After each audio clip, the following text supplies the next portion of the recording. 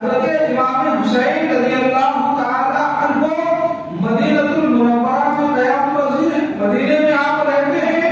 ادھر حضرت امیر معاویہ رضی اللہ تعالی عنہ کا انتقال ہو جاتا ہے. حضرت امیر معاویہ کا انتقال ہوا تو امیر معاویہ رضی اللہ تعالی عنہ کا انتقال ہوتی ہی یزید بنی یہ حکم نامے اور خطوط چاروں طرف لکھنا شروع کر دیا اور لکھ کر جو ہے یہ حکم نامے بھیجنا شروع کر دیا کہ میری بیعت لی جائے اور جو ہے لوگوں سے میری بیعت کرائی جائے.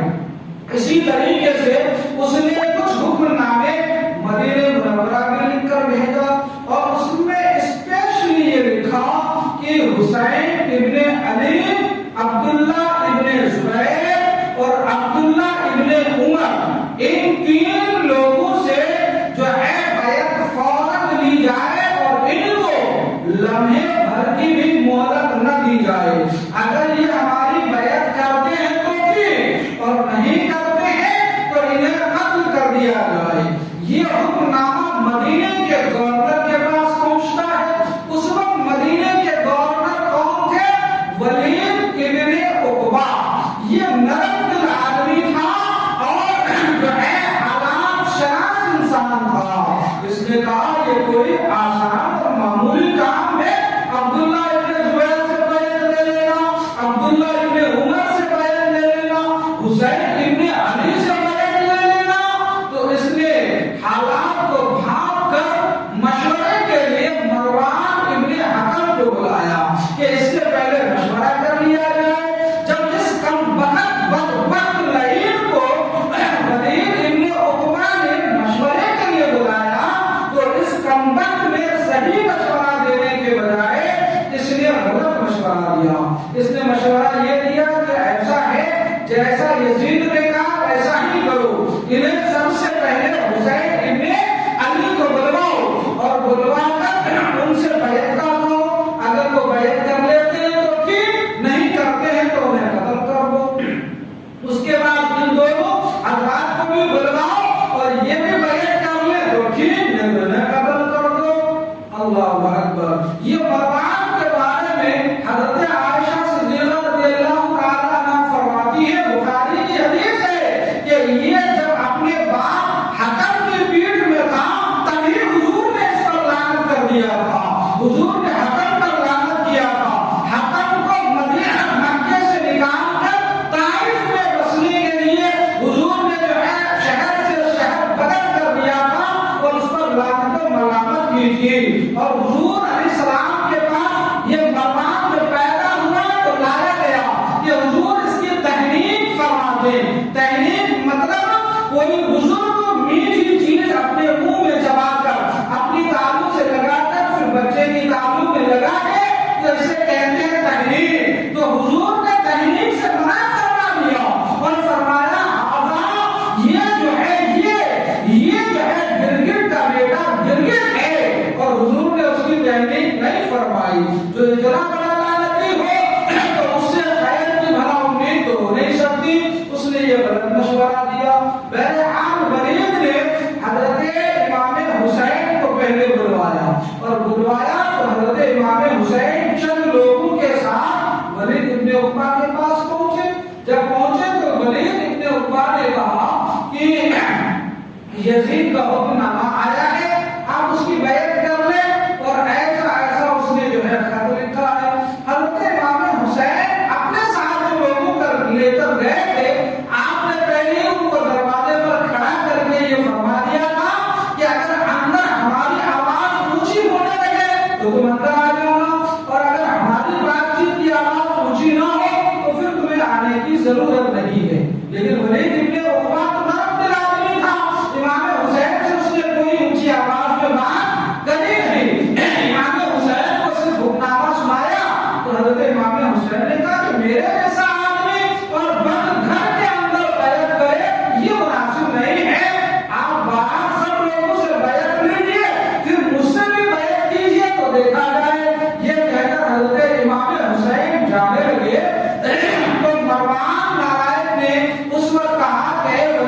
انہیں جانے دے رہے ہو، ابھی یہ ہاتھ آئے ہیں اور بابو آئے ہیں، بیعت کرتے تو ٹھیک، نہیں تو قتل کر دو، اگر ابھی قتل نہیں کرتے ہو تو بعد میں یہ بابو آنے والے نہیں۔ حضرت امام حسین اس کے اوپر برہم ہوئے، بہرحال امام حسین چلے گئے۔ پھر جو ہے اسی دن شام کو جب مروان اور دوسرے لوگوں نے ولید ابن عقبہ پر دباؤ ڈالا کہ انہیں بلا کر ان سے بیعت لو، تو شام کو پھر پیغام بھیجا۔ حضرت امام حسین نے شام کو فرمایا کہ ابھی رات ہو گئی ہے، کل دن ہوگا تو دیکھا جائے گا، ابھی میں نہیں آتا۔ یہ کہہ کر جو ہے آپ نے پیغام واپس کروا دیا۔ ولید ابن عقبہ نے کہا ٹھیک ہے، کل دن ہوگا تو بات کر لیں گے۔ اس درمیان رات ہی میں حضرت امام حسین رضی اللہ تعالیٰ عنہ چونکہ حالات کو بھانپ چکے تھے، حضرت امام حسین اپنے خاندان والوں کو جو آپ کے ساتھ تھے گھر والے، ان سے فرمایا کہ تیاری کرو، آج ہی رات ہم نے مدینے سے ہجرت کر کے مدینے چھوڑ کر مدینے پر وداعی سلام کہہ کے مکے کے لیے روانہ ہونا ہے۔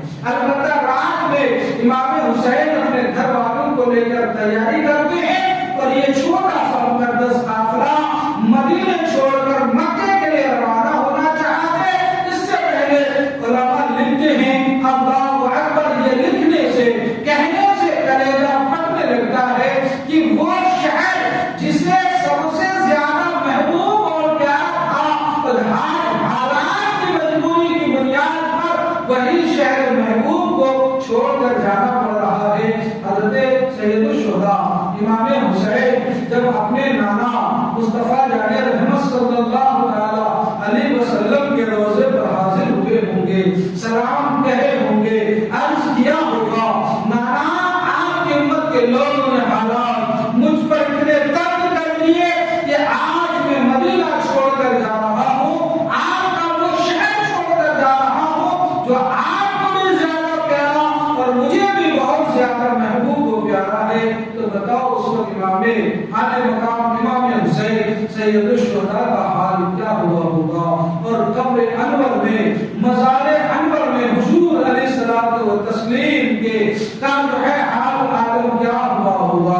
اگر حضرت امام حسین رضی اللہ تعالی عنہ آخری سلام اپنے نانا کو کرتے ہیں اور اپنے نانا کو آخری سلام کہہ کر اسی رات جو ہے یہ سن 7 ہجری شعبان المعظم کی 4 تاریخ تھی، 4 شعبان المعظم سن 7 ہجری کو اپنے گھر والوں کو لے کر حضرت امام حسین رضی اللہ تعالیٰ عنہ رات کو ہی مکہ المکرمہ روانہ ہو گئے۔ جب حضرت امام حسین مکہ معظمہ پہنچے اور مکہ والوں کو معلوم ہوا کہ نواز رسول یہاں جلوہ گر ہوئے ہیں، تو لوگ جوڑ در جوڑ، قافلہ در قافلہ ہجوم آتے اور حضرت امام حسین رضی اللہ تعالی عنہ سے ملتے، ملاقات کرتے اور ان سے دعائیں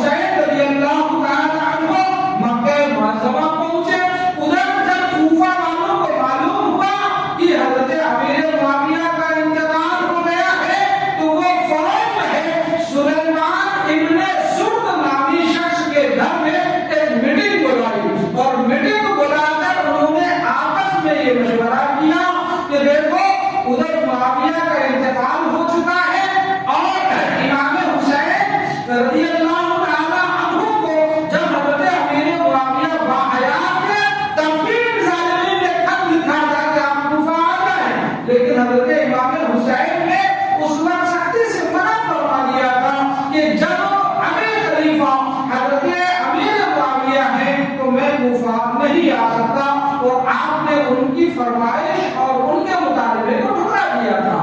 لیکن جب حضرت امیر معاویہ کا انتقال ہوا تو کوفے والوں نے یہ میٹنگ کی اور یہ مشورہ کیا کہ حضرت امام حسین کو مکتوبات اور خطوط لکھ کر کوفہ آنے کی دعوت دی جائے.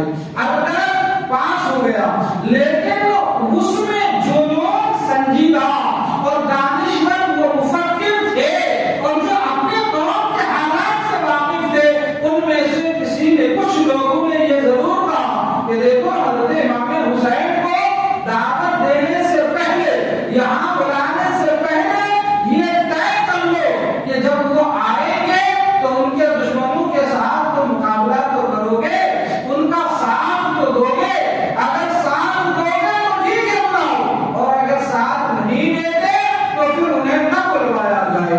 سارے لوگوں نے بے زبان کہا ہم امام حسین علی مقام کا ساتھ دیں گے اور ان کے دشمنوں کا مقابلہ کریں گے. البتہ وہی خط لکھنا شروع ہو گیا. پہلے دو خط لکھ کر امام حسین کو بھیج دیا گیا، پھر اس کے بعد لگاتار خطوط اتنے لکھے گئے 4-5 لوگوں کی دستخط کے ساتھ کہ فرماتے ہیں کہ کچھ ہی دنوں میں حضرت امام حسین کے پاس مکہ معظمہ میں 53 خطوط جو ہے کوفہ والوں کے آ گئے، جس میں سے ہر خط میں یہ لکھا تھا کہ امام عالی مقام، ہمارے اوپر کوئی امام نہیں ہے، آپ تشریف لے آئے اور جو ہے تشریف لے آئے اور ہمارے اوپر کوئی امام نہیں ہے، ہم آپ کے ہاتھ پر بیعت کریں گے. یہ خطوط جو حضرت یہ عرضیاں اور یہ خطوط اور یہ مکتوب جب حضرت امام حسین رضی اللہ تعالیٰ عنہ کو کوفہ والوں کی طرف سے ملتے رہے تو حضرت امام حسین رضی اللہ تعالیٰ عنہ نے ایک خط لکھا اور خط لکھ کر حضرت مسلم ابن عقیل رضی اللہ تعالیٰ عنہ کے حوالے کیا، جس میں مضمون یہ تھا کہ تمہارے خطوط سے معلوم ہوتے ہیں کہ تم ہمارے ہاتھ پر بیعت کرنا چاہتے ہو، امام برحق چاہتے ہو، لیکن میں نہیں آ سکتا. میں اپنا معتمد مستند اور اپنا بھائی مسلم ابن عقیل کو بھیجتا ہوں. اگر تمہارے حالات کی سازگاری کا پتہ مسلم ابن عقیل ہمیں دے دیتے ہیں اور مجھے اطمینان ہو جاتا ہے تو پھر بعد میں بھی آ جاؤں گا. اللہ اکبر. ادھر حضرت مسلم ابن عقیل رضی اللہ تعالیٰ عنہ کو جو ہے انہوں نے اپنا نائب بنا کر کوفہ روانہ کر دیا.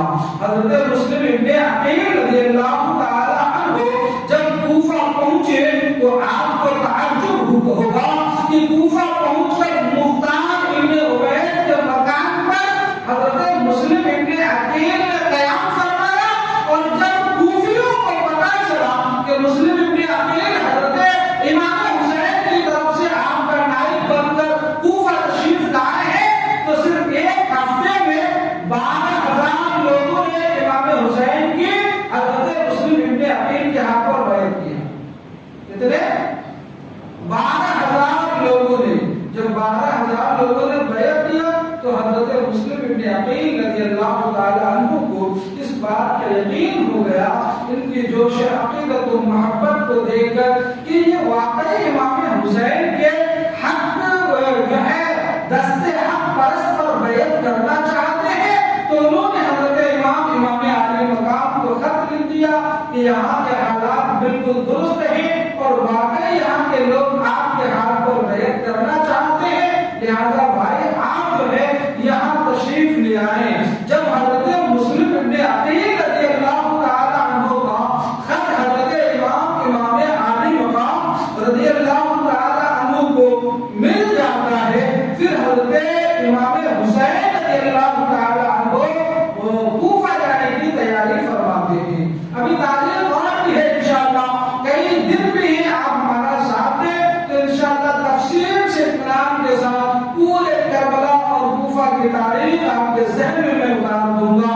حضرت امام حسین حضرت مفسر قرآن علامہ سید نعیم الدین مراد آبادی علیہ رحمۃ اللہ فرماتے ہیں کہ جب حضرت حضرت امام حسین رضی اللہ تعالیٰ عنہ کوفہ جانے کی تیاری کرنے لگے تو سب سے پہلی بات انہوں نے تو کسی کو اپنے ساتھ جانے کی دعوت نہیں دی اور نہ ہی جنگ کی کوئی تیاری کی. اگر جنگ کرنے جاتے یا اور صحابہ کو دعوت دیے ہوتے یا کہے ہوتے کہ میں مقابلے یا جنگ کے لیے جا رہا ہوں اور صحابہ آپ کا ساتھ نہ دیتے تب صحابہ کو متہم کرنا ٹھیک ہوتا.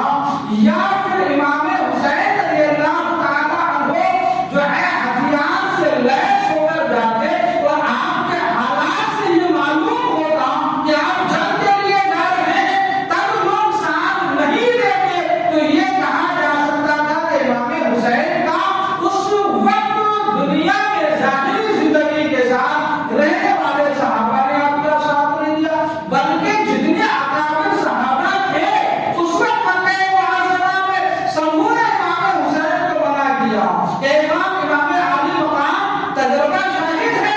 یہ کوفہ کے شیعہ اور آپ کے بعد اور آپ کے محبت کے دم بھرنے والے یہ انتہائی بے وفا اور انتہائی وعدہ خلاف اور انتہائی یہ غدار طبیعت کی قوم اور لوگ ہیں. یہ آپ کے باپ کے ساتھ بھی دھوکہ کر گئے اور جو ہے آپ کے باپ کی جان لینے کے ڈرتے بھی انہی میں سے خارجی پیدا ہوا اور جو ہے یہ آپ کا بھی ساتھ دینے والے ہیں نہیں اس لیے آپ وہاں تشریف نہ لے جائیں. لیکن اب فرماتے ہیں کہ اس کے باوجود بھی امام حسین کوفہ کیوں گئے جبکہ امام حسین کو بھی اس بات کا